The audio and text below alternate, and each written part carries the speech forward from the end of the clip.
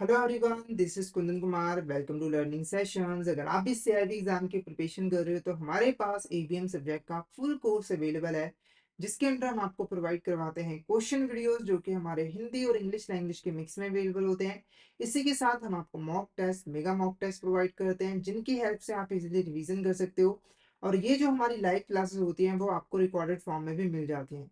तो अगर आप सिस्टमैटिक वे में एबीएम सब्जेक्ट की प्रिपरेशन करना चाहते हो तो फटाफट से हमारे कोर्स में एनरोल कर लीजिए। हमारे जो कोर्सेज हैं वो इजीली एक्सेसिबल हैं।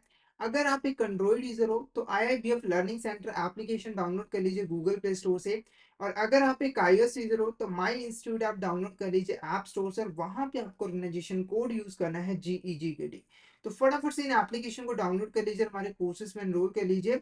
और अगर आप अभी हमारे कोर्स में एनरोल करते हो तो आपको लगभग 82% का ऑफ मिल जाता है हमारे कोर्सेज पे, जिसके लिए आपको कूपन कोड यूज करना है आशीष। तो फटाफट से इस कूपन कोड का यूज करके हमारे कोर्स में एनरोल कर लीजिए।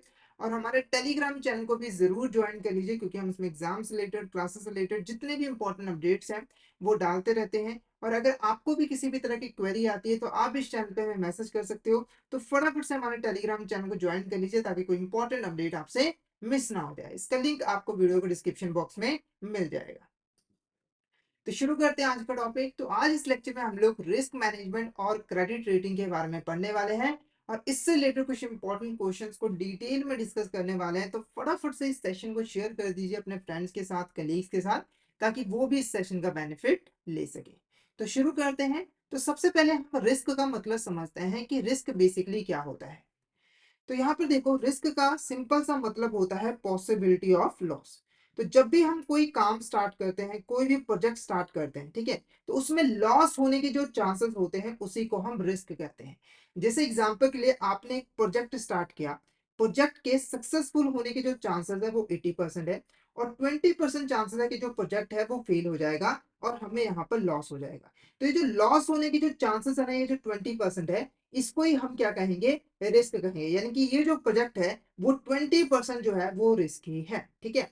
और रिस्क मैनेजमेंट के अंदर हम इस रिस्क को मैनेज करते हैं।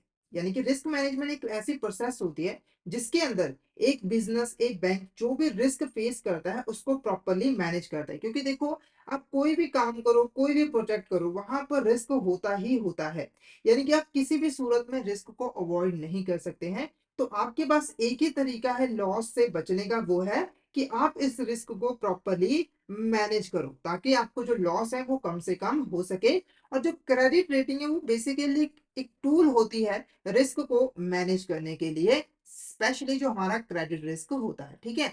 अब इससे रिलेटेड जो क्वेश्चन है उसको हम फटाफट से डिस्कस करते हैं। तो फर्स्ट क्वेश्चन हमारा देखो क्या है। Dash is a potential for loss due to various uncertainties and unpredictable events, and it involves variability or deviation from an expected desired outcome। ठीक है, तो इसका जो आंसर रहेगा ना वो रिस्क रहेगा। क्यों रहेगा? देखो, जब भी हम कोई प्रोजेक्ट स्टार्ट करते हैं, कोई भी काम स्टार्ट करते हैं, उसके साथ हमेशा अनसर्टेनिटी जुड़ी होती है। यानी कि अगर आपने कोई भी प्रोजेक्ट स्टार्ट किया है तो आपको नहीं पता कि फ्यूचर में इस प्रोजेक्ट के साथ क्या होने वाला है, ठीक है, क्या ऐसे इवेंट्स होंगे जिसकी वजह से हमें यहाँ पर लॉस होगा, ठीक है। और इन इवेंट्स की वजह से, इन अनसर्टेनिटी की वजह से लॉस होने के जो चांसेस हैं वो रहते हैं। यानी कि कोई ऐसा इवेंट हो जाएगा जिसकी वजह से आपको लॉस हो जाएगा, ठीक है। और इस इवेंट की वजह से आपका जो डिजायर्ड आउटकम था, जो आपने सोचा था, वो आपको नहीं मिल पाता है। यानी कि आपने सोचा था प्रोजेक्ट सक्सेसफुल हो जाएगा, पर एक ऐसा इवेंट हो गया जिसकी वजह से पूरा प्रोजेक्ट ही यहाँ पर फेल हो गया है, ठीक है। और जो मैंने सोचा था वो पूरा नहीं हो पाया है। तो हमारा जो आंसर रहेगा वो रिस्क क्या रहेगा, करेक्ट रहेगा, ठीक है। तो रिस्क बेसिकली क्या है, पॉसिबिलिटी ऑफ लॉस, जो कि अनसर्टेनिटी की वजह से, अनप्रडिक्टेबल इवेंट्स की वजह से होता है, और इसकी वजह से हमारे डिजायर्ड आउटकम में जो है डेविएशन आ जाते हैं। तो option B is the correct answer. Next question देखो, which of the statement is not correct regarding risk. इसमें से कौन सी ऐसी स्टेटमेंट है जो कि करेक्ट नहीं है रिगार्डिंग द रिस्क। पहला देखो, risk is categorized by uncertainty where the outcome of an event और decision is not known with certainty. ठीक है, तो जो रिस्क होता है ना वो असर्टेन होता है, यानी कि आपको पक्का नहीं पता कि रिस्क अराइज होगा, हमें लॉस होगा या फिर नहीं होगा। यानी कि आउटकम के बारे में हमें पहले से पता ही नहीं होता, ये अचानक से होता है। तो ये स्टेटमेंट बिल्कुल करेक्ट है। उसके बाद देखो, रिस्क इज एन इवेंट और injury that can cause damage to an institutions income और रेपुटेशन। तो रिस्क बेसिकली एक इवेंट भी हो सकता है, इंजरी भी हो सकता है, जिसकी वजह से इंस्टीट्यूशन की इनकम और रेपुटेशन को नुकसान पहुंचता है। जैसे एग्जांपल के मान के चलो, एक बैंक था, ठीक है, वो क्या हो गया, इंसॉल्वेंट हो गया। इंसॉल्वेंट के होने की वजह से क्या हुआ कि वो अपने कस्टमर का पैसा वापस नहीं कर पाया, जिसकी वजह से एक तो इसकी रेपुटेशन का लॉस हुआ मार्केट में, साथ ही साथ इसकी इनकम का भी यहाँ पे जो है वो लॉस हुआ। तो ये हमारा रिस्क कहलाता है, यानी कि एक रिस्क तो बना रहता है ना कि हो सकता है बैंक आगे चलकर इंसॉल्वेंट हो जाए, ठीक है। उसके बाद risk always leads to favourable outcomes और गेन्स। अगर आप लाइफ में रिस्क लेते हो तो हमेशा आपको फेवरेबल आउटकम ही यहाँ पर मिलते हैं। तो ये स्टेटमेंट गलत है, क्योंकि जब आप एक रिस्क लेते हो ना तो फेवरेबल आउटकम के भी चांसेस होते हैं कि आपको ज्यादा रिवॉर्ड मिलेगा या फिर आपको लॉस भी हो जाएगा। तो ये स्टेटमेंट क्या है, गलत है। उसके बाद there is a direct relationship between risk and reward. जो हमारा रिस्क है और रिवॉर्ड है उसके अंदर डायरेक्ट रिलेशनशिप है। तो ये भी स्टेटमेंट जो है वो बिल्कुल करेक्ट है। अब इसका क्या मतलब हुआ, तो सिंपल सा मतलब है कि अगर आप रिस्क ज्यादा लोगे तो आपको रिवॉर्ड भी ज्यादा मिलेगा, और अगर आप रिस्क कम लोगे तो आपको जो रिवॉर्ड है वो भी यहाँ पे जो है वो कम मिलेगा। इनके बीच में डायरेक्ट रिलेशनशिप जो है वो पाया जाता है। अगर एक चीज बढ़ेगी तो दूसरी चीज भी बढ़ेगी। तो ये भी स्टेटमेंट क्या है, करेक्ट है। तो क्वेश्चन पूछ रहा था कौन सी स्टेटमेंट करेक्ट नहीं है, तो option C is a correct answer. Risk always lead to favourable outcome और गेन्स। ये स्टेटमेंट गलत है रिगार्डिंग द रिस्क। नेक्स्ट देखो क्या है, the risk faced by banks can be classified into three broad categories, these categories include, ठीक है। तो एक बैंक जो भी रिस्क फेस करता है ना उसको अगर हम ब्रॉडली कैटेगराइज करें तो उसको हम तीन कैटेगरी में डिवाइड कर सकते हैं। तो क्वेश्चन पूछ रहा है वो तीन कैटेगरीज कौन सी है। पहला देखो operational risk, market risk, credit risk और लाइबिलिटी रिस्क। तो हमारा जो आंसर यहाँ पर रहेगा वो ऑप्शन डी रहेगा, यानी कि जो तीन ब्रॉड कैटेगरीज है वो है ऑपरेशनल रिस्क, मार्केट रिस्क और क्रेडिट रिस्क। अब ये रिस्क होते क्या है, एक एक करके इनको यहाँ पर डिस्कस करते हैं। तो पहले बात करते हैं क्रेडिट रिस्क की, ठीक है। क्रेडिट रिस्क क्या होता है, तो सिंपली देखो, जब एक बैंक किसी बॉर्गर को लोन प्रोवाइड करता है तो यहाँ पर एक जो बैंक है वो क्रेडिट रिस्क बियर करता है। कौन सा रिस्क, क्रेडिट रिस्क। और इसके अंदर क्या रिस्क होता है बैंक को, कि हो सकता है जिस बॉरोवर को बैंक ने लोन दिया है टाइम आने पर जो बॉरोवर है वो बैंक को लोन का पैसा वापस ना करे और डिफॉल्ट कर दे, जिसकी वजह से बैंक को लॉस हो जाए। तो ये जो रिस्क है लोन देने में उसी को हम क्या कहते हैं, क्रेडिट रिस्क, ठीक है। उसके बाद बात करते हैं ऑपरेशनल रिस्क।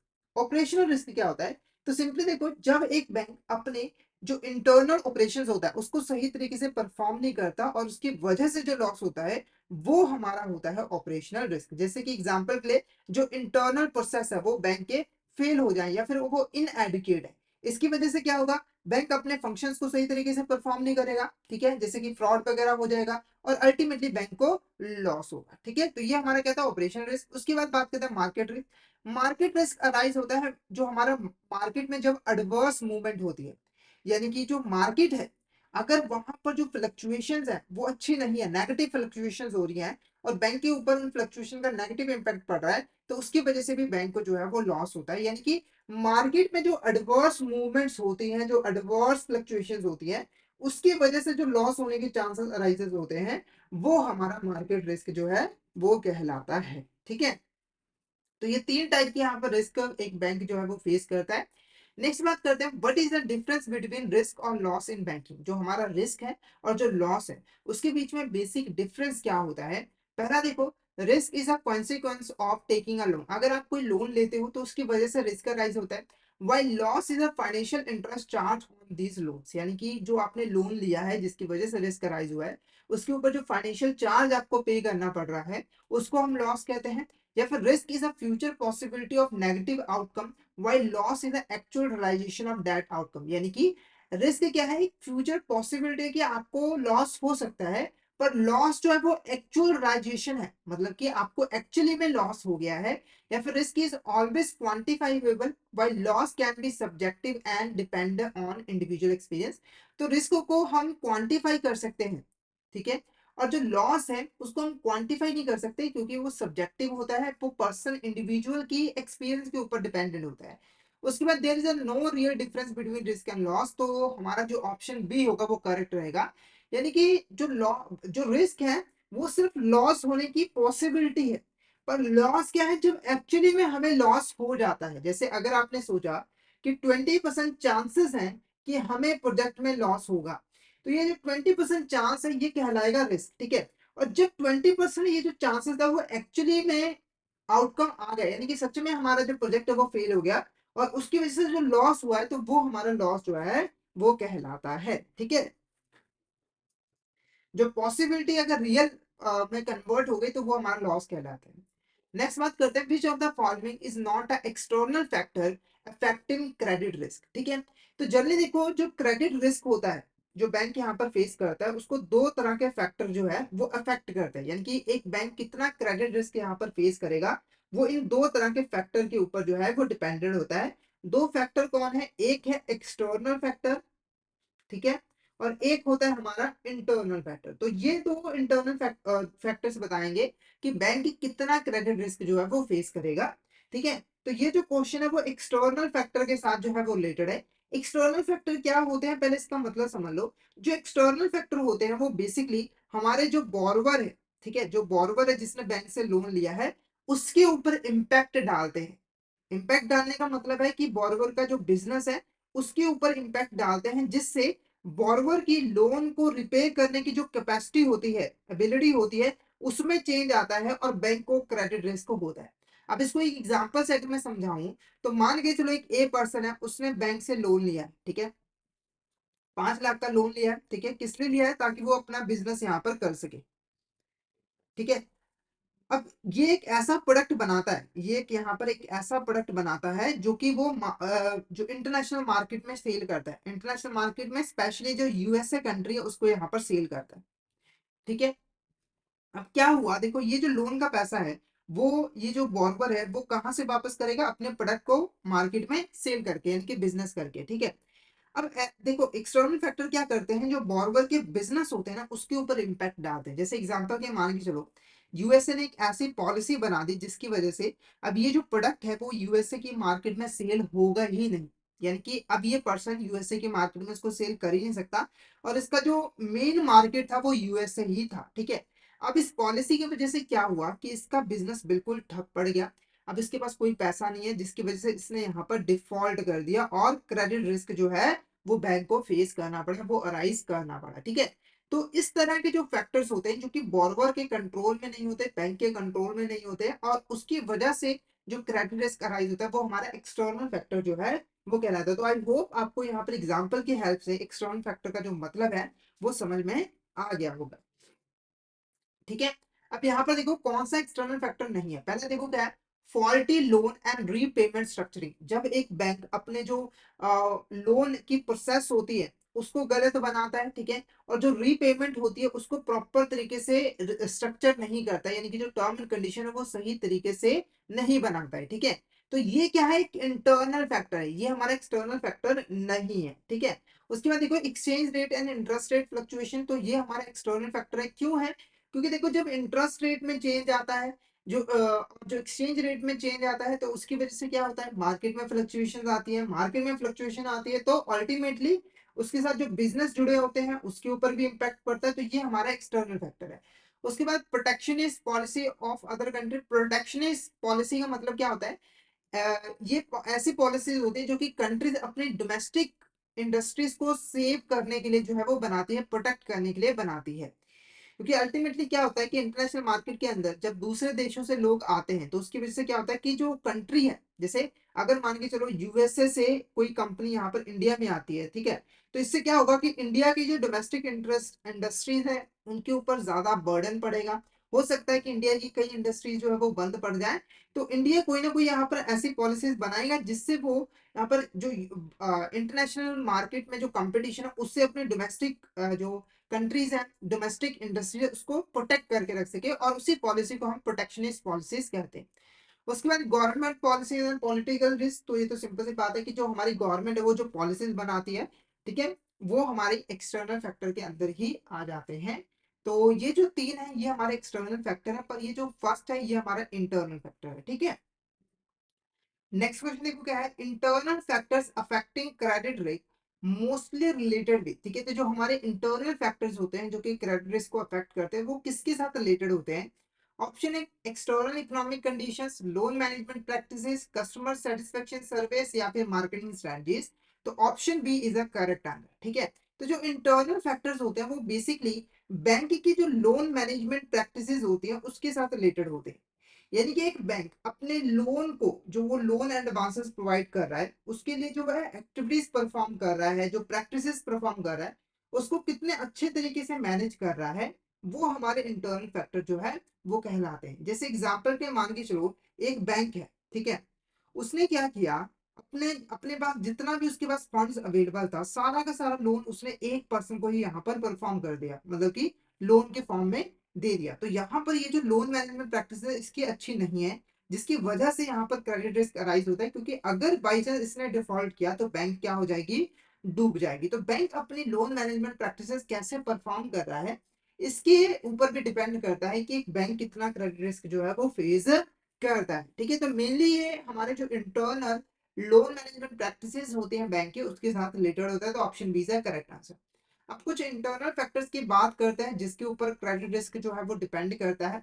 पहला है ओवर एक्सपोजर। ठीक है, ओवर एक्सपोजर का मतलब होता है कि जब एक बैंक बहुत ज्यादा लोन जो है वो किसी एक सेक्टर को, एक इंडिविजुअल को या फिर एक कंपनी को प्रोवाइड कर देता है। जैसे एग्जांपल के मान के चलो, एक पर्सन आया बैंक के पास, ठीक है, और बैंक ने अपना 80% जो फंड है वो यहाँ पर लोन के फॉर्म में ए पर्सन को दे दिया, तो इसे हम ओवर एक्सपोजर कहेंगे। और इससे जो क्रेडिट रिस्क होता है वो अराइज होता है, मतलब कि ज्यादा क्रेडिट रिस्क जो है वो बैंक को फेस करना पड़ता है, और ये सही प्रैक्टिस नहीं होती है। उसके बाद excessive lending to cyclical industries. ठीक है, जब एक बैंक बहुत ज्यादा लोन जो है वो साइक्लिकल इंडस्ट्रीज को दे देती है। साइक्लिकल इंडस्ट्रीज कौन सी होती है, ऐसी इंडस्ट्रीज जिसके ऊपर इकोनॉमिक अप डाउन के बहुत ज्यादा इंपैक्ट पड़ता है, यानी कि इकोनॉमी में जो अप या फिर डाउन आता है उससे इसके ऊपर बहुत ज्यादा इंपैक्ट जो है वो पड़ता है। ऐसे इंडस्ट्रीज को हम साइक्लिकल इंडस्ट्रीज कहते हैं। अब जनरली क्या होता है कि अगर आपने इन इंडस्ट्रीज को लोन दिया हुआ है, जैसे ही इकोनॉमी के अंदर डाउन टर्न आता है, यानी कि इकोनॉमी हमारी डाउन होती है, तो ये इंडस्ट्रीज भी डाउन हो जाती है, जिसकी वजह से इनके पास पैसा नहीं होता है लोन को वापस करने के लिए, और डिफॉल्ट स्टार्ट हो जाते हैं। तो अगर बैंक यहाँ पर ऐसी इंडस्ट्रीज को ज्यादा लोन देता है, तो उसकी वजह से क्या होता है कि क्रेडिट रिस्क ज्यादा अराइज जो है वो होता है।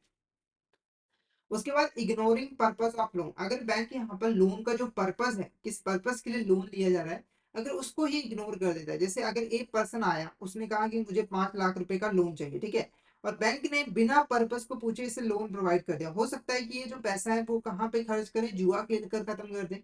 ठीक है, अगर उसने जुआ खेल के खत्म कर दिया तो ऑब्वियस ही बात है बैंक का पैसा वापस नहीं मिलने वाला है, क्योंकि सारा पैसा तो इसने खर्च कर दिया है। और अब इसके ऑपोजिट, अगर ये पैसा जो है वो बिजनेस करने के लिए लेता, तो ऑब्वियस ही बात है बिजनेस से पैसा कमाता और बैंक को पैसा वापस कर देता। तो बैंक को हमेशा पूछना चाहिए कि किस पर्पस के लिए लोन लिया जा रहा है। अगर नहीं करती ऐसा तो क्रेडिट रिस्क अराइज होता है। उसके बाद faulty loan and repayment structuring. अगर जो लोन का स्ट्रक्चर है, टर्म एंड कंडीशन है, वो सही नहीं है, वो गलत है, तो उसकी वजह से भी क्रेडिट रिस्क ज्यादा राइज होता है। क्योंकि देखो, अगर मान के चलो आपने 1 करोड़ रुपए का लोन दिया और उससे कहा कि आप मुझे 15 दिन में इसको वापस करो, तो ऐसा तो पॉसिबल है ही नहीं, उसको तो थोड़ा टाइम लगेगा ना। तो रीपेमेंट स्ट्रक्चरिंग सही तरीके से करनी जरूरी होती है। उसके बाद डेफिशिएंसी इन लोन पॉलिसी। अगर बैंक ने जो लोन पॉलिसी बनाई हुई है वो अच्छी नहीं है, उसमें डेफिशिएंसी है, ठीक है, मतलब कि हमारी लोन पॉलिसी बहुत ज्यादा वीक है, जिससे प्रॉपरली हम लोन एक्टिविटीज को मैनेज ही नहीं कर पा रहे, तो इसका क्या बेनिफिट हुआ, तो इसकी वजह से भी ज्यादा रिस्क अराइज होता है। उसके बाद low quality of credit appraisal and monitoring. अगर कोई बॉर्रोवर आता है और हमने क्रेडिट अप्रेजल ही सही से नहीं की, यानी कि हमने यही नहीं पता लगाया कि उसकी क्रेडिट वर्दीनेस कैसी है, कि वो हमारे लोन का पैसा वापस कर भी पाएगा नहीं कर पाएगा, तो अल्टीमेटली फ्यूचर में डिफॉल्ट होने के चांसेस बढ़ेंगे। और अगर हमने सही तरीके से मॉनिटरिंग भी नहीं की, यानी कि हमने ये भी नहीं देखा कि उसने जो पैसा है वो जिस काम के लिए लोन लिया था उसके लिए यूज किया है, किसी और अदर पर्पज के लिए किया है, तो ऑब्वियस ही बात है कि हमारा पैसा डूबने ही वाला है, तो क्रेडिट रिस्क इससे ज्यादा राइज होगा। उसके बाद अगर हमारा एफिशिएंट रिकवरी मैनेज मशीनरी नहीं है, यानी कि हमारे पास इफेक्टिव प्रोसीजर्स नहीं है लोगों को वापस ले आने की, रिकवर करने की, तो इससे भी नुकसान जो है वो होगा ही। नेक्स्ट क्वेश्चन देखो हमारा, which of the following is not a common practice for banks to mitigate credit risk at the macro level. ठीक है, अब देखो बैंक के लिए क्रेडिट रिस्क को मिटिगेट करना, मैनेज करना बहुत ज्यादा जरूरी होता है।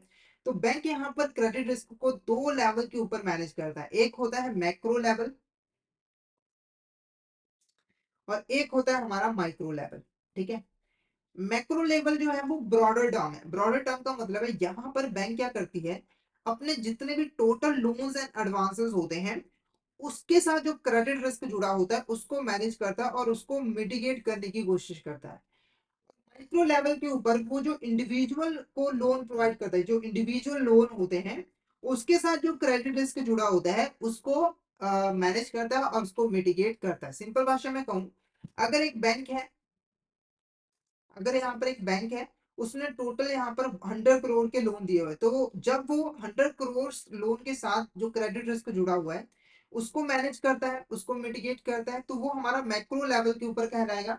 और अगर मान के चलो 100 करोड़ के अंदर यहाँ पर 100 लोन जो है वो प्रोवाइड किए हैं बैंक ने, और बैंक ये कर रहा है एक एक लोन के साथ जो क्रेडिट रिस्क जुड़ा है उसको मैनेज करने की कोशिश करता है ताकि ओवरऑल क्रेडिट रिस्क मैनेज हो सके, तो ये हमारा माइक्रो लेवल जो है वो कहलाता है। ठीक है, नेक्स्ट क्वेश्चन हमारा यहाँ पर क्वेश्चन का आंसर देख लेते हैं।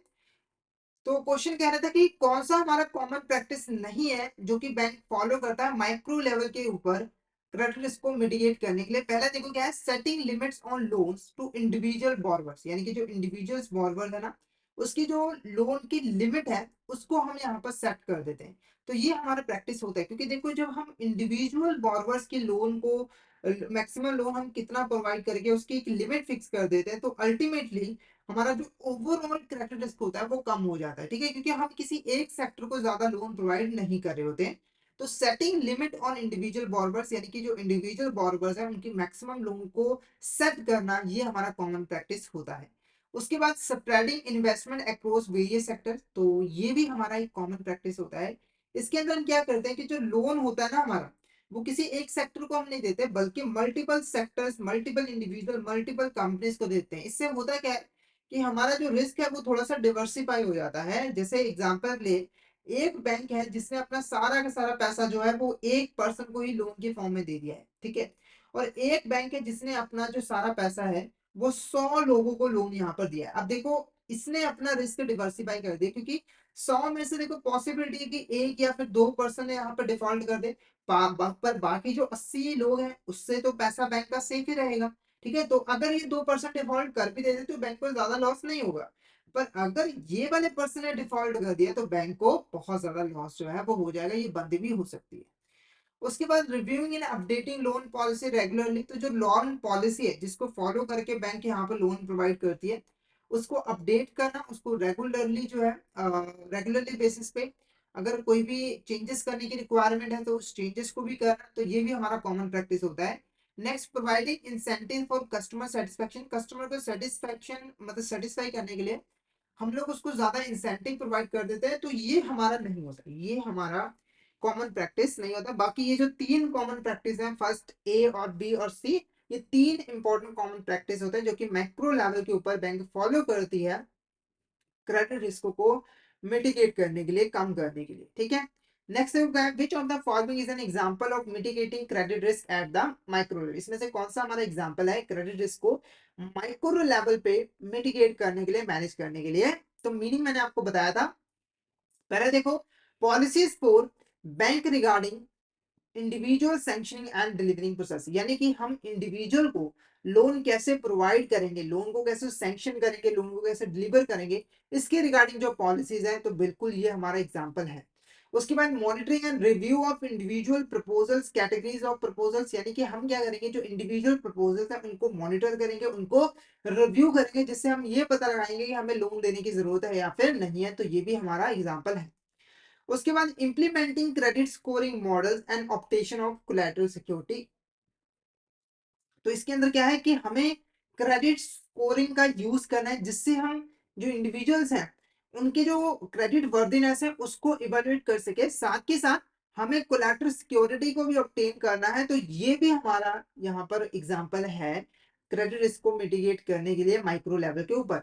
उसके बाद spreading investment across various sector for risk diversification, तो ये मैंने ऑलरेडी आपको बताया ये मैक्रो लेवल की एक्टिविटी है, तो ये हमारा इंक्लूड नहीं होगा, ये एग्जाम्पल नहीं है। तो जो हमारा ऑप्शन डी होगा वो क्या होगा, करेक्ट आंसर होगा, option D is a correct answer. Next question देखो यहाँ पर, विच of the statement is not correct regarding the credit rating, इसमें से कौन सी ऐसी स्टेटमेंट है जो कि क्रेडिट रेटिंग के रिगार्डिंग करेक्ट नहीं है। तो सबसे पहले क्रेडिट रेटिंग का मतलब समझो कि क्रेडिट रेटिंग बेसिकली है क्या। ठीक है, तो क्रेडिट रेटिंग का यूज किया जाता है किसी भी बोरोवर की जो क्रेडिट वर्दीनेस है उसको चेक करने के लिए। क्रेडिट वर्दिनेस का मतलब है कि कोई भी पर्सन है, वो जो लोन ले रहा है वो उसको रीपे कर पाएगा या फिर नहीं कर पाएगा। अगर किसी पर्सन की जो क्रेडिट वर्दिनेस है वो अच्छी है, इसका मतलब क्या हुआ कि वो लोन का पैसा वापस कर देगा, ज्यादा चांसेस है कि वो डिफॉल्ट नहीं करेगा और बैंक का पैसा वापस कर देगा। तो क्रेडिट रेटिंग के अंदर हम बेसिकली करते क्या है, हम किसी बॉर्बर की क्रेडिट वर्दिनेस को चेक करते हैं। अब ये होता कैसे है, तो सिंपली देखो, जब भी कोई बॉर्बर बैंक के पास लोन लेने के लिए आता है, तो बैंक क्या करता है, यहाँ पर बैंक क्या करता है, बॉर्बर की जितनी भी इंपॉर्टेंट इंफॉर्मेशन है, जैसे कि उसकी पेमेंट हिस्ट्री कैसी है, उसने कैसे कैसे लोन लिया है, उसकी रीपेमेंट कैसे की है, कहाँ कहाँ पे डिफॉल्ट किया है, उसके बेसिस पे एक रेटिंग प्रोवाइड करता है बॉर्बर को। अब वो जो रेटिंग है वो बताएगी कि बोरोवर की क्रेडिट वर्दीनेस कैसी है। जैसे हमने बोरोवर को रेटिंग प्रोवाइड कर दी ट्रिपल ए, ट्रिपल ए का मतलब क्या है कि ये बोरोवर की क्रेडिट वर्दीनेस बहुत ज्यादा अच्छी है, ठीक है। तो क्रेडिट रेटिंग के अंदर हम बेसिकली बोरोवर की जो फाइनेंशियल हिस्ट्री है, जो अदर इंफॉर्मेशन है, उसके बेस पर उसको एक रेटिंग प्रोवाइड करेंगे और उसकी हेल्प से हम जान पाएंगे कि बोरोवर की क्रेडिट वर्दीनेस कैसी है। अब क्वेश्चन सॉल्व कर लेते हैं। क्वेश्चन कह रहा था कि कौन सी स्टेटमेंट करेक्ट नहीं है। पहले देखो, it is an assessment of creditworthiness of any entity that wants to borrow money, यानी कि कोई भी एंटिटी जो कि पैसा बोरो करना चाहती है, मनी को बोरो करना चाहती है, लोन लेना चाहती है, उसकी क्रेडिट वर्दीनेस को हम असेस करते हैं। तो ये स्टेटमेंट बिल्कुल करेक्ट है। उसके बाद credit rating is done by experts of reputed accredited institution, यानी कि जो क्रेडिट रेटिंग है वो जनरली जो एक्सपर्ट पर्सन होते हैं ना, एक्सपर्ट एंटिटीज होती हैं, एक्सपर्ट एजेंसीज होती हैं, वो परफॉर्म करते हैं। तो ये भी स्टेटमेंट बिल्कुल करेक्ट है, ठीक है। हम सिर्फ उसी की क्रेडिट रेटिंग मानते हैं जिसकी मार्केट में रेपुटेशन अच्छी खासी होती है, जो एक्सपर्ट्स होते हैं इस फील्ड में, ठीक है, ऐसे किसी की रेटिंग नहीं मानते। उसके बाद credit rating agency present their findings in difficult language, जो क्रेडिट रेटिंग एजेंसीज होती हैं वो जो भी रेटिंग प्रोवाइड करती है ना, वो काफी डिफिकल्ट लैंग्वेज में प्रोवाइड करती है। तो ये जो स्टेटमेंट है वो गलत है, क्योंकि जो रेटिंग्स होती है इतनी इजी लैंग्वेज में होती है कि पूछो मत। जैसे एग्जांपल मैंने दी ट्रिपल ए, ट्रिपल ए बहुत इजी लैंग्वेज है, इससे हमें आसानी से पता लग रहा है कि जो सामने वाला पर्सन है उसकी जो क्रेडिट वर्दीनेस है बहुत ज्यादा अच्छी है। ऐसे ही और सिंबल्स का यूज किया जाता है, जैसे डबल ए थोड़ा इससे कम, उसके बाद सिंगल ए, उसके बाद ट्रिपल बी, फिर डबल बी, ऐसे करके जो है वो रेटिंग्स प्रोवाइड की जाती है, ठीक है। तो ये जो स्टेटमेंट है वो क्या है, गलत है। अब कुछ क्रेडिट रेटिंग एजेंसीज की बात करते हैं जो कि इंडिया के अंदर ऑपरेट करती हैं और क्रेडिट रेटिंग प्रोवाइड करने का काम करते हैं। तो पहले नंबर पे आती है क्राइसिल रेटिंग लिमिटेड, जो कि 1987 में इस्टेब्लिश हुई थी। India rating and research private limited, जो कि 1995 में इस्टेब्लिश हुई थी। Investment information credit rating agency of India limited 1991 में इस्टेब्लिश हुई। Credit analysis and research limited 1993 में इस्टेब्लिश हुई। Brick work rating India private limited 2007 में। इन्फॉर्मेक्स वैल्यूएशन रेटिंग प्राइवेट लिमिटेड 1986 में। और एक्यूट रेटिंग रिसर्च लिमिटेड 2005 के अंदर। ये कुछ हमारी इंपॉर्टेंट क्रेडिट रेटिंग एजेंसीज है जो कि इंडिया के अंदर जो है वो ऑपरेट करती हैं, ठीक है। नेक्स्ट क्वेश्चन देखो, which of the following factors are considered while credit rating. तो जब हम क्रेडिट रेटिंग कर रहे होते हैं तो क्या क्या चीजें हमें कंसीडर करनी पड़ती है। सबसे पहले issuer's ability to service its debt, यानी कि अगर कोई मान के चलो यहाँ पर पर्सन है जो लोन लेना चाहता है, ठीक है, तो उसकी हम एबिलिटी को चेक करते हैं कि वो लोन का पैसा वापस कर भी पाएगा या फिर नहीं कर पाएगा। तो बिल्कुल ये फैक्टर कंसीडर किया जाता है। उसके बाद market position of the company, यानी कि अगर कोई कंपनी लोन ले रही है तो उसकी मार्केट पोजीशन कैसी है मार्केट में, उसको हम कंसीडर करते हैं बिल्कुल, क्योंकि देखो मार्केट पोजीशन के हिसाब से ही हम अंदाजा लगाएंगे कि इसका बिजनेस कितना सक्सेसफुल होगा और ये हमारे लोन का पैसा वापस कर पाएगा या फिर नहीं कर पाएगा। उसके बाद है क्वालिटी ऑफ मैनेजमेंट, यानी कि कंपनी को जो लोग मैनेज कर रहे हैं वो कैसे हैं, ठीक है, उनका एक्सपीरियंस कैसा है, क्या वो कंपनी को सही तरीके से मैनेज कर पाएंगे नहीं कर पाएंगे। तो ये भी फैक्टर कंसीडर किया जाता है। उसके बाद रेगुलेटरी एनवायरनमेंट, यानी कि ये जो कंपनी है उसको कैसे रेगुलेट किया जाता है, इसके रिगार्डिंग रूल्स एंड रेगुलेशन कैसे हैं। जैसे कि कुछ कंपनीज ऐसी होती हैं जिसके ऊपर बहुत ज्यादा रूल्स एंड रेगुलेशन लगाए जाते हैं, कुछ कंपनीज ऐसी होती हैं जिसके ऊपर रूल्स एंड रेगुलेशन कम होते हैं।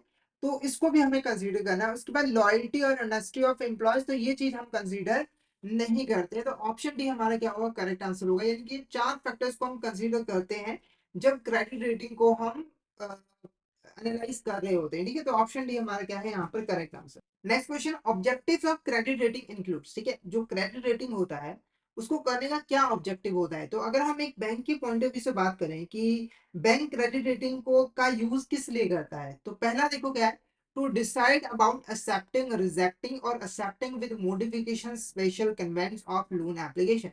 यानी कि बैंक के पास जब कोई लोन एप्लीकेशन आती है तो उस लोन एप्लीकेशन को एक्सेप्ट करना है या फिर रिजेक्ट करना है या फिर एप्लीकेशन में थोड़ी सी मॉडिफिकेशन करके फिर उसको एक्सेप्ट करना है, इसको इसका डिसीजन लेने में क्रेडिट रेटिंग हेल्प करते, बिल्कुल सही है।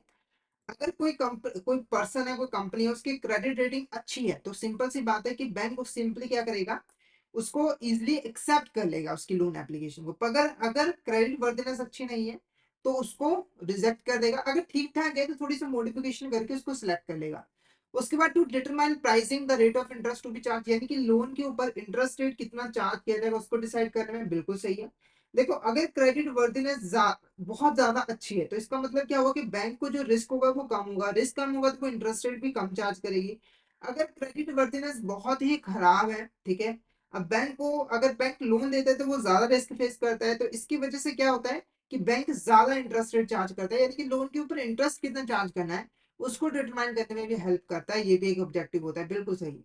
उसके बाद to help in macro evaluation और टोटल क्रेडिट पोर्टफोलियो, तो जो टोटल क्रेडिट पोर्टफोलियो है वो कैसा है, मतलब कि बैंक ने जो टोटल लोन्स एंड एडवांसेस दिए उसकी क्वालिटी कैसी है उसको इवैल्यूएट करने में हेल्प करते हैं, बिल्कुल सही है। तो all of the is the correct answer, ये तीनों के तीनों इंपॉर्टेंट ऑब्जेक्टिव होते हैं क्रेडिट। नेक्स्ट क्वेश्चन देखो, which type of credit rating is generated by a company for its own purposes based on in own data and models, यानी कि किस टाइप की क्रेडिट रेटिंग के अंदर जो कंपनी होती है वो खुद से क्रेडिट रेटिंग जो है वो करती है अपने डाटा के बेस पर, मॉडल्स के बेस पर। ऑप्शन है internal rating, public rating, external rating या फिर इंडिपेंडेंट रेटिंग। तो आंसर क्या रहेगा, internal rating is the correct answer, ठीक है। तो हमारी जो क्रेडिट रेटिंग होती है ना उसको हम दो कैटेगरीज में डिवाइड कर सकते हैं, एक होता है इंटरनल रेटिंग, ठीक है, और एक होती है हमारी एक्सटर्नल रेटिंग, ठीक है। इंटरनल रेटिंग जो होती है वो कंपनी खुद से करती है, जैसे अगर मैं एग्जांपल दूं, X Y Z limited company ये ना अपनी क्रेडिट रेटिंग जो है वो खुद से करना चाहती है ताकि इसको बैंक से आसानी से लोन मिल जाए। तो इसने क्या किया, अपने डाटा के बेस पर, अपने इंफॉर्मेशन के बेस पर, ठीक है, अपनी रेटिंग जो है वो कर दी और अपने आप को एक क्रेडिट रेटिंग जो है वो प्रोवाइड कर दी, तो ये हमारी इंटरनल रेटिंग कहलाती है। एक्सटर्नल रेटिंग के अंदर कंपनी के अलावा कोई इंडिपेंडेंट एजेंसी जो कि इस काम में माहिर होती है वो यहाँ पर क्रेडिट रेटिंग करती है। जैसे एबीसी कंपनी, उसका काम ही है कि कंपनीज के फाइनेंशियल स्टेटमेंट को स्टडी करना, इंफॉर्मेशन को स्टडी करना, एग्जामिन करना और उसके बेस पर रेटिंग प्रोवाइड करना। तो एबीसी लिमिटेड ने भी इसकी यहाँ पर एग्जामिनेशन की और इसको एक रेटिंग प्रोवाइड की, तो ये हमारी एक्सटर्नल रेटिंग जो है वो कहलाती है, ठीक है। तो अगर कोई कंपनी खुद से अपनी क्रेडिट रेटिंग करती है अपने डाटा के बेस पर, इंफॉर्मेशन के बेस पर, और खुद को एक रेटिंग प्रोवाइड करती है तो वो इंटरनल रेटिंग कहलाती है। उसके बाद बात करते हैं what is the main difference between internal and external credit rating. तो जो हमारा इंटरनल एक्सटर्नल क्रेडिट रेटिंग है उसके अंदर क्या मेन डिफरेंस होता है, तो मीनिंग मैंने आपको बता दिया, आप आसानी से इसका आंसर कर सकते हो। तो ऑप्शन ये क्या है, internal ratings are assigned by government agency, जो इंटरनल रेटिंग्स होती है उसको असाइन करने का काम गवर्नमेंट एजेंसीज करते हैं, while external ratings are from private company, जो एक्सटर्नल रेटिंग्स होती है वो प्राइवेट कंपनीज के द्वारा आती है, तो ये हमारा गलत है, ठीक है। उसके बाद देखो internal ratings are publicly available, जो इंटरनल रेटिंग्स होती है वो पब्लिक के लिए अवेलेबल होती है, while the external ratings are confidential, जो एक्सटर्नल रेटिंग होती है वो कॉन्फिडेंशियल होती है। या फिर internal ratings are performed by lender themselves, अगर हम लेंडर की बात करें, बैंक की बात करें, तो इंटरनल रेटिंग जो है वो खुद लेंडर करता है। और external rating is issued by independent credit agency, जो एक्सटर्नल रेटिंग होती है उसको एक इंडिपेंडेंट क्रेडिट एजेंसी जो है वो प्रोवाइड करती है। तो ऑप्शन सी हमारे यहाँ पर क्या होगा, करेक्ट आंसर होगा, option C is are correct answer. Next question देखो, a credit default swap is a financial derivative contract that allows a lender to protect against the risk of default on a debt obligation in CDS who is the buyer of protection, ठीक है। तो इस question का answer करने से पहले credit default swap का मतलब समझो कि ये बेसिकली है क्या, ठीक है। तो क्रेडिट डिफॉल्ट स्वैप एक ऐसा फाइनेंशियल डेरिवेटिव प्रोडक्ट है जिसकी हेल्प से हम क्रेडिट रिस्क को मैनेज कर पाते हैं, उसको मिटिगेट कर पाते हैं। अब ये होता कैसा है, तो इसको एक एग्जांपल के साथ से यहाँ पे समझेंगे। तो मान के चलो एक ए पर्सन है और यहाँ पर हमारी एक बैंक है, ठीक है। ए पर्सन ने बैंक से 5 लाख रुपए का यहाँ पर लोन लिया है और कहा है कि मैं 3 साल के बाद आपको वापस कर दूंगा, ठीक है।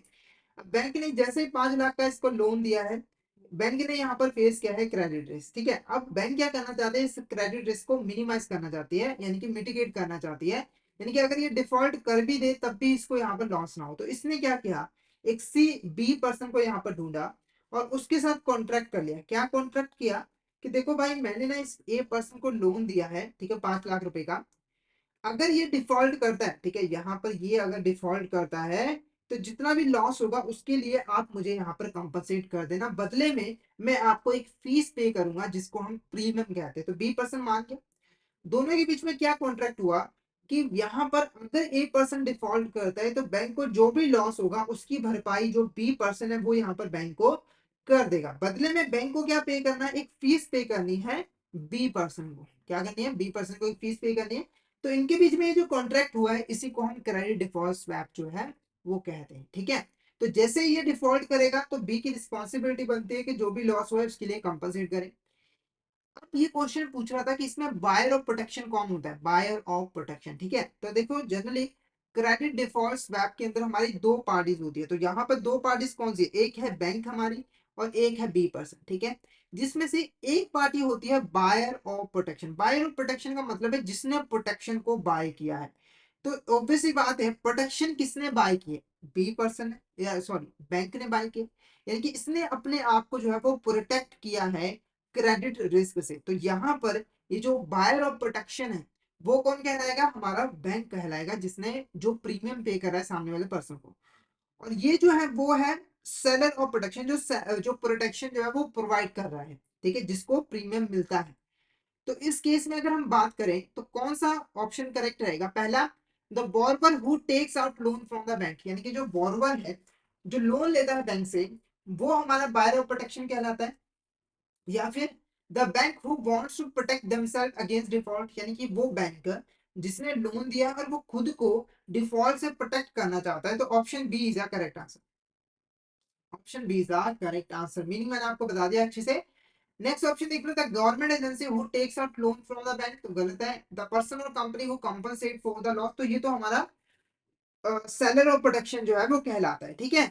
What is the main purpose of credit default swap, ठीक है, जो हमारा क्रेडिट डिफॉल्ट स्वैप होता है उसका मेन पर्पस क्या होता है। Option A to provide financial assistance to struggling business, to business struggle करे उनको फाइनेंशियल असिस्टेंस प्रोवाइड करना है।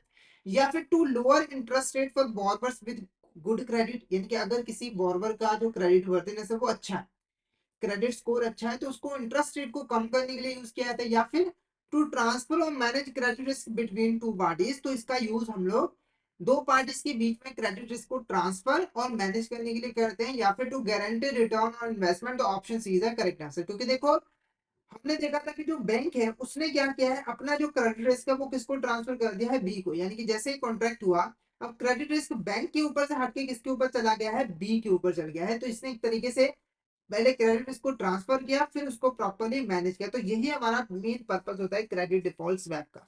नेक्स्ट क्वेश्चन देखो, what happens if बोरवर defaults on a loan in CDS, अगर सीडीएस के अंदर जो बोरवर है वो डिफॉल्ट कर देता है तो क्या होता है। ऑप्शन है द सीडीएस ऑटोमेटिकली कैंसिल, जो सीडीएस होता है वो अपने आप ही कैंसिल हो जाता है। या फिर the buyer of protection receive nothing, जो बायर ऑफ प्रोटेक्शन होता है उसे कुछ भी नहीं मिलता। या फिर the borrower is no longer to obligated to pay the loan, जो बॉर्बर है उसकी रिस्पॉन्सिबिलिटी खत्म हो जाती है लोन को रिपे करने की।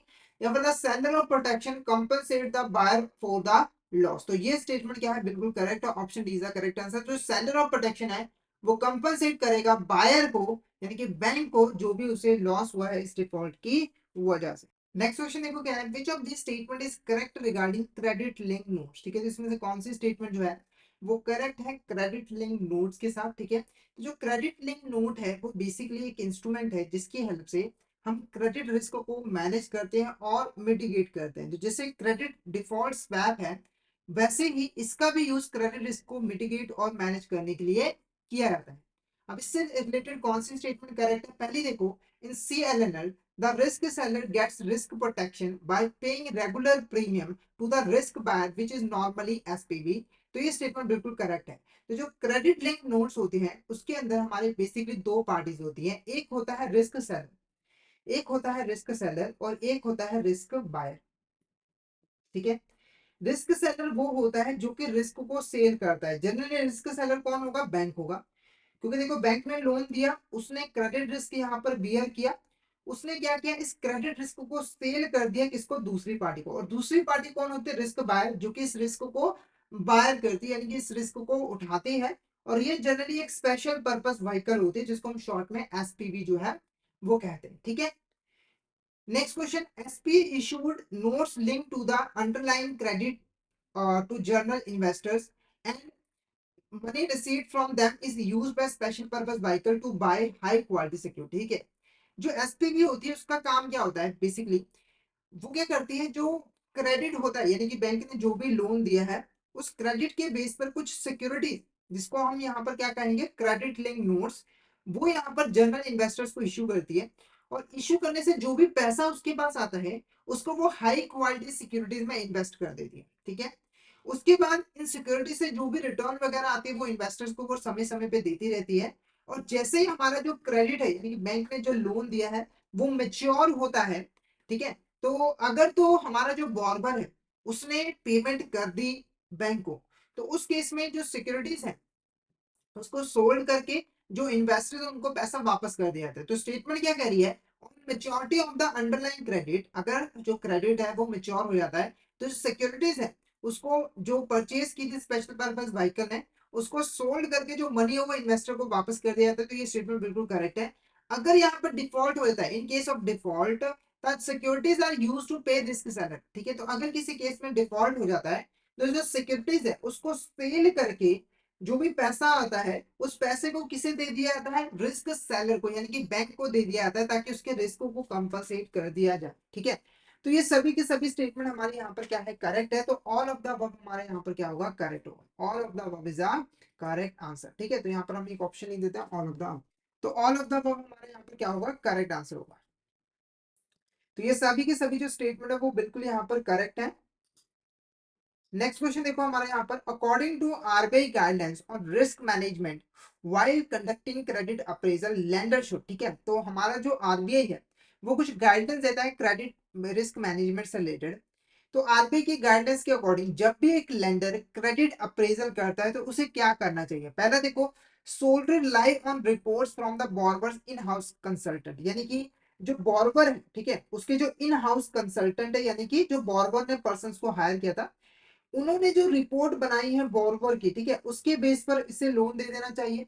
या फिर perform their own independent evaluation not sold relying on external report, या फिर बैंक को क्या करना चाहिए, खुद से इवैल्यूएशन करनी, यानी कि एक बोरोवर क्या रिपोर्ट लेकर आया अपनी क्रेडिट वर्दीनेस से रिलेटेड उसके ऊपर तो ध्यान देना ही है, साथ के साथ बैंक को खुद से भी बोरोवर की क्रेडिट वर्दीनेस को इवैल्यूएट करना चाहिए।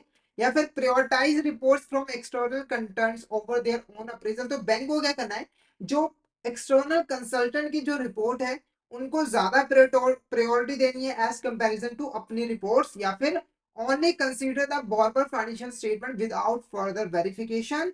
तो option B is the correct answer, यानी कि जब भी कोई borrower लोन लेने के लिए आ रहा है तो बैंक को खुद से इंडिपेंडेंट इवैल्यूएशन करनी है कि जो सामने वाला पर्सन है उसकी क्रेडिट वर्दीनेस कैसी, चाहे वो जितने भी रिपोर्ट्स जो है बैंक के सामने प्रेजेंट करे। तो option B is the correct. Next question, according to RBI guidelines on credit risk management for infrastructure project banks are required to, अगर हम इंफ्रास्ट्रक्चर की इंफ्रास्ट्रक्चर प्रोजेक्ट्स की बात करें तो बैंक को क्या करना चाहिए, option B, option A, ignore the possibility of project delays and cost overruns, यानी कि जो भी पॉसिबिलिटी है प्रोजेक्ट के डिले होने की या फिर कॉस्ट ओवररन्स होने की उसको इग्नोर करना है बैंक को। ठीक है, या फिर conduct sensitivity test and scenario analysis considering potential risk. ठीक है, तो बैंक को क्या करना है, सेंसिटिविटी जो टेस्ट है उसे कंडक्ट करना है, सिनेरियो एनालिसिस करना है ताकि जो रिस्क जुड़ा हुआ है उसको हम आइडेंटिफाई कर सके।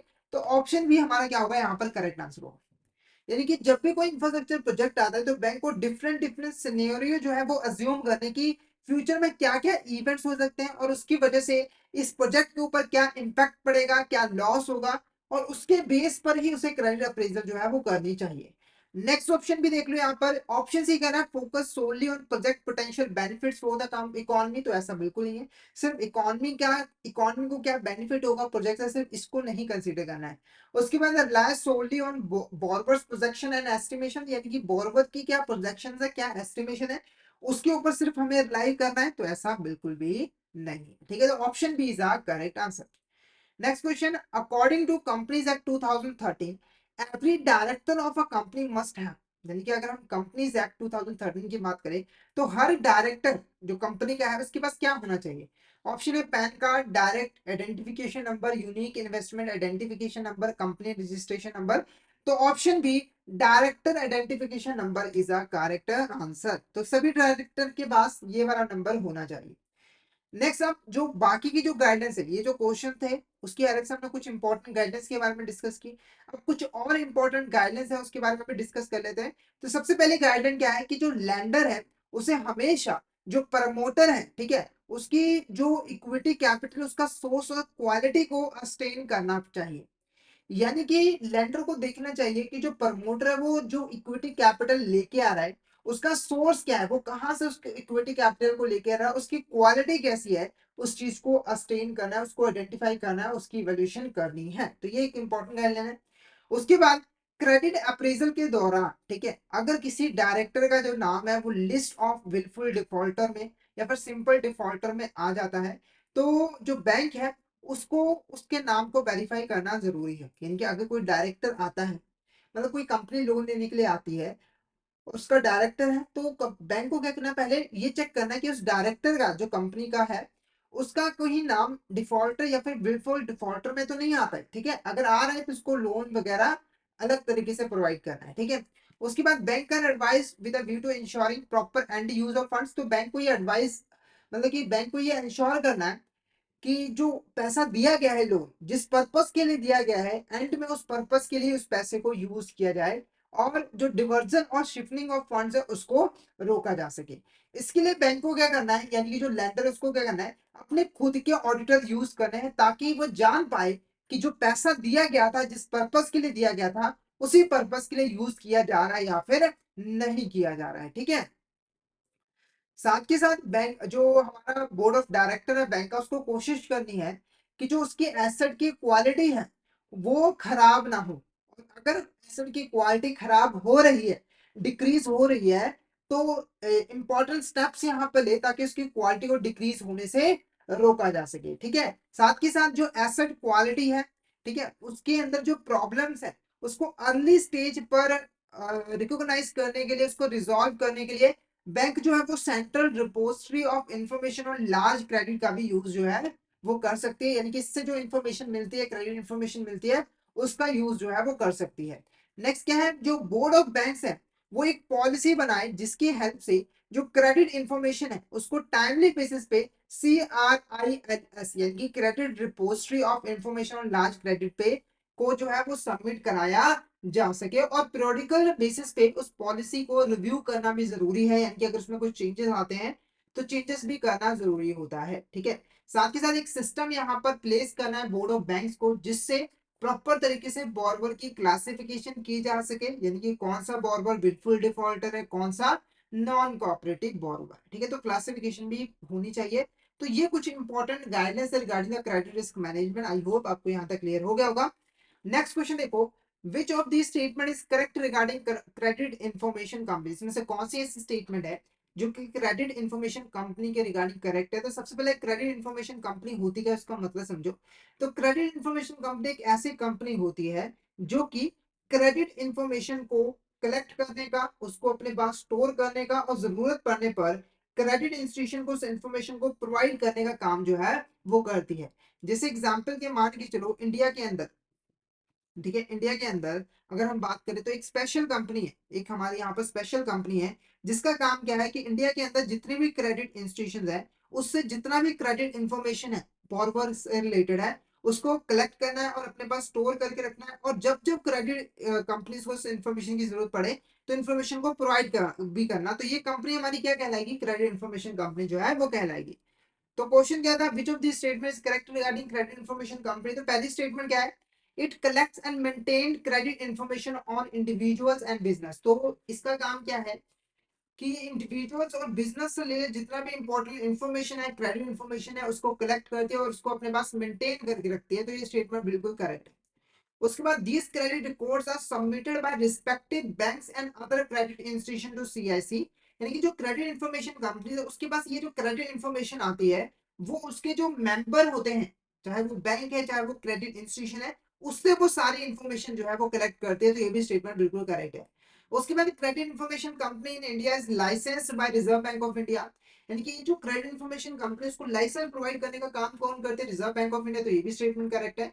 तो all of the above is correct answer. ये सभी के सभी जो स्टेटमेंट है वो बिल्कुल करेक्ट है। नेक्स्ट बात करते हैं, membership to CIC is available to. जो हमारा क्रेडिट इन्फॉर्मेशन कंपनी है उसके उसकी जो मेंबरशिप है वो किसके लिए अवेलेबल है? कौन उसका मेंबर बन सकता है? पहला देखो, banks, regional rural banks, cooperative banks, NBFC, public financial institution, housing finance institution, companies engage in business of credit card या फिर other similar cards, companies dealing with the distribution of credit in any other form और any other institution. तो all of the above is the correct answer. तो credit से related मतलब कि कोई भी कंपनी जो क्रेडिट सर्विसेज प्रोवाइड कर रही है उसके लिए मेंबरशिप जो है वो अवेलेबल होती है। तो जितनी भी बैंक्स है, रीजनल बैंक्स है, कोऑपरेटिव बैंक्स है, NBFC है, या फिर जो कंपनीज क्रेडिट कार्ड का बिजनेस करती है, या फिर ऐसी कंपनीज जो कि किसी भी तरह का क्रेडिट डिस्ट्रीब्यूट करती है, तो वो सारे जो है वो CIC के मेंबर जो है वो बन सकते हैं। तो option D, all of the is the correct answer. Next देखो, मैक्सिमम मेंबरशिप फी और annual renewal fee charge by CIC from its members. ठीक है, तो दो इंपॉर्टेंट फीस है, यानी कि जब कोई मेंबर बनेगा तो उसके लिए फी पे करनी है, उसके बाद जब वो अपनी मेंबरशिप को रिन्यू कराएगा उसके लिए भी फीस पे करनी है। तो मैक्सिमम फीस कितनी है? पहला 5,000, 1,000, 10,000, 5,000, 20,000, 10,000, 30,000, 10,000। तो option B is the correct answer. यानी कि अगर मेंबरशिप फीस है तो वो हमारी है 10,000, और अगर रिन्यूअल फीस है तो वो हमारी है 5,000। नेक्स्ट क्वेश्चन देखो, dash is enacted with an objective to regulate the working and action of credit information company. Simple सा मतलब है कि कौन सा एक्ट है जो कि क्रेडिट इंफॉर्मेशन कंपनी को रेगुलेट करने के लिए बनाया गया था? पहला, credit information companies regulation act 2005, credit information protection act 2005, credit reporting and management act 2005, credit information security act 2005। तो option A, credit information companies regulation act 2005 is the correct answer. तो इसको यहाँ पर बनाया गया था ताकि क्रेडिट इंफॉर्मेशन कंपनीज की जो वर्किंग है, एक्शन है, उसको रेगुलेट किया जा सके। नेक्स्ट देखो क्या था, RBI has set up a central repository of information on large credit for. तो आरबीआई ने यहाँ पर central repository of information on large credit को सेटअप किया था किस पर्पस के लिए? पहला, collecting, storing, disseminating credit data to lenders, providing credit rating services to individual consumers, या फिर regulating the activities of financial institution, या फिर facilitating online applications। तो option is the correct answer. तो इसका मेन काम क्या था कि जितना भी क्रेडिट डाटा है उसे कलेक्ट करना है, उसे अपने पास स्टोर करके रखना है, और जरूरत पड़ने पे जो लेंडर्स है उनको वो इंफॉर्मेशन जो है वो प्रोवाइड करनी है। तो ऑप्शन ए हमारा यहाँ पर क्या होगा? करेक्ट आंसर रहेगा। Next question. The banks are required to report credit information, including classification of accounts of SMA to CRISIL on all their borrowers having aggregate fund or non-fund based exposure of। ठीक है, तो question को थोड़ा सा यहाँ पर simple बनाते हैं। तो सिंपल सा क्वेश्चन है कि जो बैंक है ना उसको अपने बॉरोवर से रिलेटेड जो क्रेडिट इंफॉर्मेशन है वो CRILS के पास सबमिट करवानी पड़ती है। तो ये जो इंफॉर्मेशन है ना वो एक स्पेसिफाइड लिमिट के बाद ही जो है वो सबमिट करवानी पड़ती है। वो स्पेसिफाइड लिमिट क्या है? तो सिंपली देखो, अगर किसी बॉर्वर का जो एग्रीगेट एग्रीगेट फंड बेस्ड और नॉन फंड बेस्ड एक्सपोजर है वो यहाँ पर 5 करोड़ या फिर उससे ज्यादा है, तो इसकी इंफॉर्मेशन बैंक को प्रोवाइड करनी पड़ती है। सिंपल से कहने का मतलब, अगर एक पर्सन है उसने बैंक से जो फंड बेस्ड लोन लिया हुआ है वो है 4 करोड़ का, और जो नॉन फंड बेस्ड है वो है 2 करोड़ का, तो टोटल कितना एक्सपोजर हुआ? 6 करोड़ का। तो इस केस में क्योंकि ये हमारा 5 करोड़ और उससे ज्यादा है, तो इस केस में क्रेडिट इंफॉर्मेशन जो है इस बॉर्बर की बैंक को प्रोवाइड करनी पड़ेगी CRILS को। ठीक है, तो ऑप्शन डी हमारा क्या होगा यहाँ पर? करेक्ट आंसर रहेगा। तो यहाँ पर हमारा जो आज का टॉपिक था वो ओवर होता है। तो यहाँ पर हमने रिस्क मैनेजमेंट और क्रेडिट रेटिंग से रिलेटेड कुछ इंपॉर्टेंट क्वेश्चंस को डिस्कस कर लिया है। तो आई होप आपको यहाँ तक क्लियर हो गया होगा। अगर आपको किसी भी तरह का डाउट आता है तो आप चैट बॉक्स में मैसेज करके पूछ सकते हो, और अगर आपको क्लियर हो गया तो फटाफट से एक बार चैट बॉक्स में मैसेज करके जरूर बता दीजिएगा कि आपको यहाँ तक क्लियर हो गया है। और अगर आप सिस्टमेटिक वे में ABM सब्जेक्ट की प्रिपरेशन करना चाहते हो तो फटाफट से हमारे कोर्स में जरूर एनरोल कर लीजिए, जिसके अंडर हम आपको प्रोवाइड करवाते हैं क्वेश्चन वीडियोस जो कि हमारे हिंदी और इंग्लिश लैंग्वेज के मिक्स में अवेलेबल होते हैं। इसी के साथ हम आपको mock test, mega mock test भी प्रोवाइड करते हैं जिनकी हेल्प से आप इजीली रिवीजन कर सकते हो। और ये जो हमारी लाइव क्लासेस होती हैं वो आपको रिकॉर्डेड फॉर्म में भी मिल जाती हैं। तो अगर आप सिस्टमैटिक वे में एबीएम सब्जेक्ट की प्रिपरेशन करना चाहते हो तो फटाफट से हमारे कोर्स में एनरोल कर लीजिए। हमारे जो कोर्सेज है वो इजीली एक्सेसिबल है। अगर आप एक एंड्रॉइड यूजर हो तो आईआईडीएफ लर्निंग सेंटर एप्लीकेशन डाउनलोड कर लीजिए गूगल प्ले स्टोर से। और अगर आप एक iOS यूजर हो तो माई इंस्टीट्यूट ऐप डाउनलोड कर लीजिए ऐप स्टोर से। वहां पे आपको ऑर्गेनाइजेशन कोड यूज करना है GEGKT। तो फटाफट से इन एप्लीकेशन को डाउनलोड कर लीजिए, हमारे कोर्सेज में एनरोल कर लीजिए। और अगर आप अभी हमारे कोर्स में एनरोल करते हो तो आपको लगभग 82% का ऑफ मिल जाता है हमारे कोर्सेज पे, जिसके लिए आपको कूपन कोड यूज करना है आशीष। तो फटाफट से इस कूपन कोड का यूज करके हमारे कोर्स में एनरोल कर लीजिए। और हमारे टेलीग्राम चैनल को भी जरूर ज्वाइन कर लीजिए, क्योंकि हम इसमें एग्जाम से रिलेटेड, क्लासेस से रिलेटेड जितने भी इंपॉर्टेंट अपडेट्स हैं वो डालते रहते हैं। और अगर आपको भी किसी भी तरह की क्वेरी आती है तो आप इस चैनल पर मैसेज कर सकते हो। तो फटाफट से हमारे टेलीग्राम चैनल को ज्वाइन कर लीजिए ताकि कोई इंपॉर्टेंट अपडेट आपसे मिस ना हो जाए। इसका लिंक आपको वीडियो के डिस्क्रिप्शन बॉक्स में मिल जाएगा। तो आज के लिए इतना ही। अगर सेशन अच्छा लगा तो सेशन को लाइक कर देना, हमारे चैनल को सब्सक्राइब कर देना और शेयर जरूर कर देना अपने फ्रेंड्स के साथ, कलीग्स के साथ, ताकि वो भी इस सेशन का बेनिफिट ले सके। तो thank you so much everyone, मिलते हैं नेक्स्ट क्लास में।